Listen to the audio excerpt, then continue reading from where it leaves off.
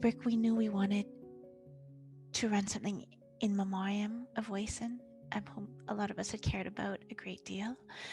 And I thought of Judy because I knew they were very close, and that it was a friendship of many, many years, many decades. And you know what I remember most of all from reaching out to Judy is that her first response was she might not be the right person, because it was still so raw, and it still hurt so much, and maybe she was too close. I felt that Wayson was the kind of person who would want to be remembered by a close friend, because friendship was such an integral part of his life, friendship as family, and that I think a lot of us could have written tributes, but I really hoped that someone would be able to speak to the very personal, the everydayness of friendship, the person you grow with and change with, and who mentors you. But first and foremost, most of all, is a friend.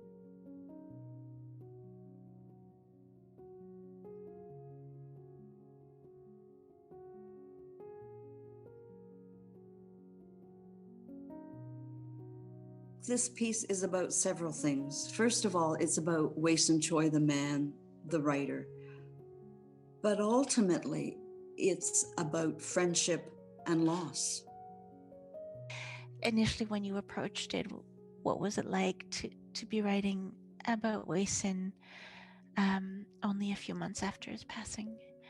Writing about Wayson was really hard because I had always felt in the back of my mind that Wayson would be alive forever, because I used to tease him and I used to tell him that he looked like one of the 8 immortals. And in fact, he looked like the immortal with the very long, wispy white beard and the large forehead. And I used to say to him, "You're going to live forever." Even though dying at age 80 in today's days is not considered a long life, neither is it a short life. So I shouldn't have been surprised. But when you approached me, I really wasn't sure if I could do it. I really wasn't sure whether I was in the head space or in the heart space. But at the same time, I felt I really owed it to Wayson. I felt that he really needed a tribute that was from the heart.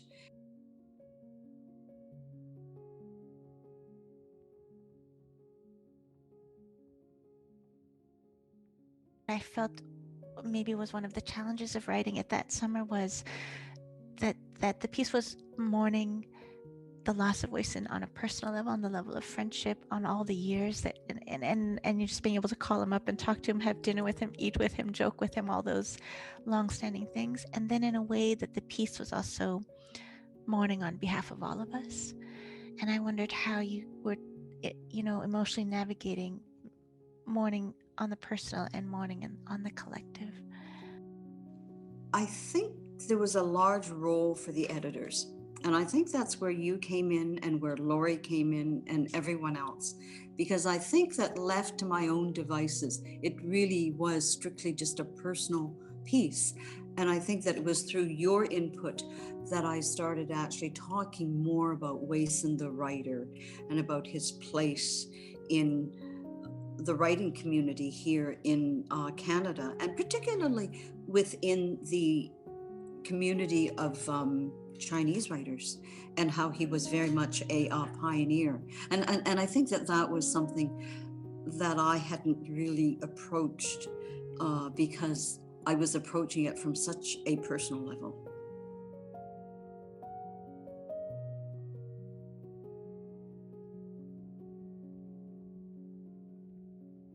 There was some changing and then some returning in this piece. I made a suggestion, I recall, talking with the copy editor of this piece. We were thinking about the beginning and how best to enter into it, and trying to think of all the possibilities, because there was lots to work with in terms of where to start dipping into Wayson and his life. We made the suggestion of starting at the dinner party. One of the things as a writer that I'm always telling my students, and that I was always told as a writer too, was to be in the moment. to always place the story in the moment, and you want the reader to be there with you. And so I understood the reasoning behind starting with the dinner party and the disappointment. But I guess ultimately I realized that this was a piece that was also about grief. And because it was about grief, there had to be that reflective quality to it. And I really wanted a sense of the personal gravity that there was for me, and that very deep personal loss that I felt. And so that's why ultimately I ended up going back to that beginning. And I think I made the right choice. And I think that it was really where it should have been. Allison Brooks, managing editor, made the comment as she was reading. It's like, geez, the vanilla chiffon cake, that's so wonderful, such a wonderful detail. Is the ice cream going to get kind of laid by the wayside after vanilla chiffon cake? Your response was that Wayson wouldn't want us cutting the detail about the ice cream. So a detail like that sort of, it might, on the face of it, appear like a rote tightening. But in this case, there was a fidelity to the person you were writing about. Food was so important to Wayson.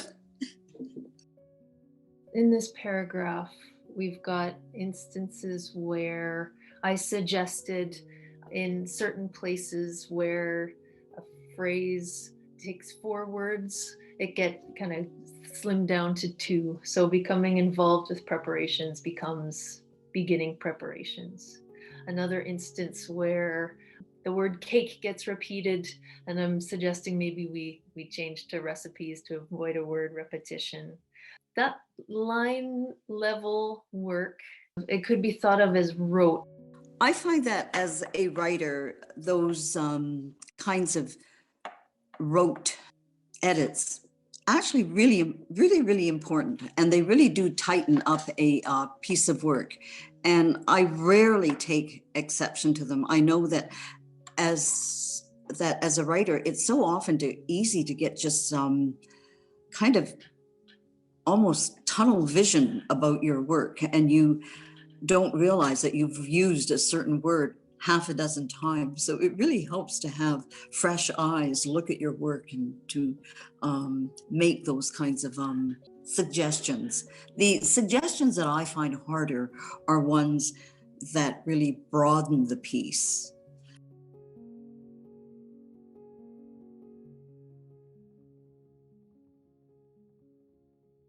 I'm curious to know kind of how the process was for you to kind of change, perhaps alter the balance of the piece. Did you feel that we were making it less personal? Did you feel that we were doing the right kind of work? Right from the beginning, I felt that I was in good hands. I felt not only was I in good editorial hands, I felt I was in good emotional hands. And I think that creates a real sense of trust. And I realized that my piece was fairly personal. It needed to be expanded to embrace the community that Wayson belonged to and that he had so much influenced. I really admire the editorial space that editors are able to create, where they know how to ask the kinds of questions without being invasive that open up that possibility for the writer to take it in the direction they need to take it, with that feeling of being supported. I think I tend to work, because most of the editing I do is through teaching. And then so it's a mentoring relationship, which is a different kind of thing, where I try to be a really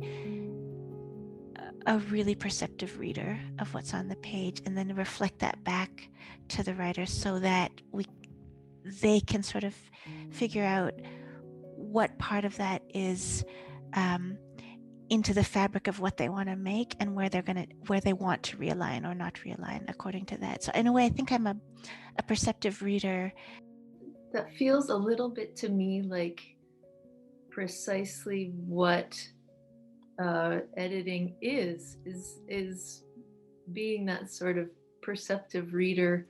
Most everyone that edits for Brick is also a writer in some respect, and so there is that position that a lot of us come from in the first place, sort of thinking about the text as a writer in addition to with the editorial mind.